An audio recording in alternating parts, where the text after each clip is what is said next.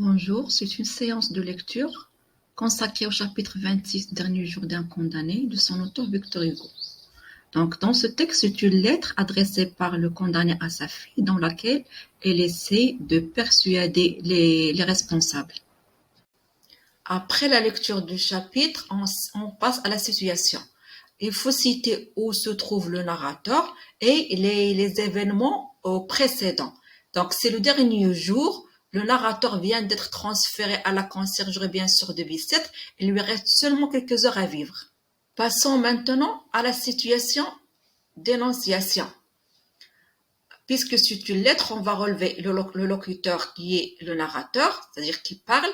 L'interlocuteur, c'est sa fille Marie. Le lieu, c'est la conciergerie. Le temps, il est 10 heures. Donc, c'est une lettre adressée par le narrateur à sa fille. Venons-en maintenant à la thèse aux arguments. La thèse défendue, c'est qu'il ne faut pas condamner le père d'un enfant.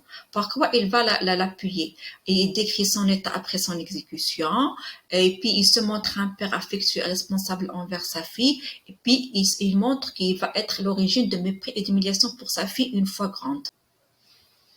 Autre argument, l'aveu du crime et le regret du narrateur, c'est-à-dire il avoue le crime qu'il a commis, un crime de sang, le crime que j'ai commis et que je fais commettre à la société, et puis son désespoir à l'approche de l'exécution.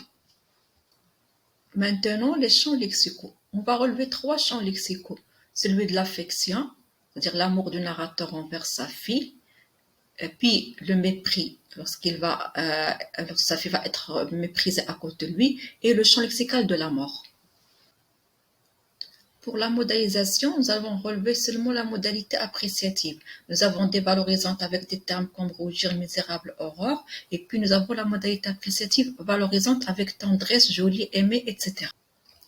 Partant de ce qui précède, nous avons 2 tonalités dans le texte. Le pathétique du début du texte jusqu'à je fais commettre la société. Là, la souffrance du condamné qui nous fait sentir une certaine empathie envers lui. Et puis, le tragique, le dernier paragraphe. Désespéré, le narrateur se voit déjà devant la mort. Est-il vrai que je vais mourir à la fin du jour?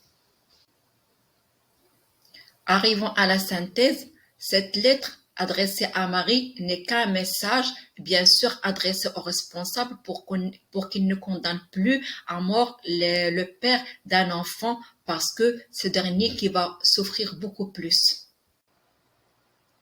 Et merci pour votre attention.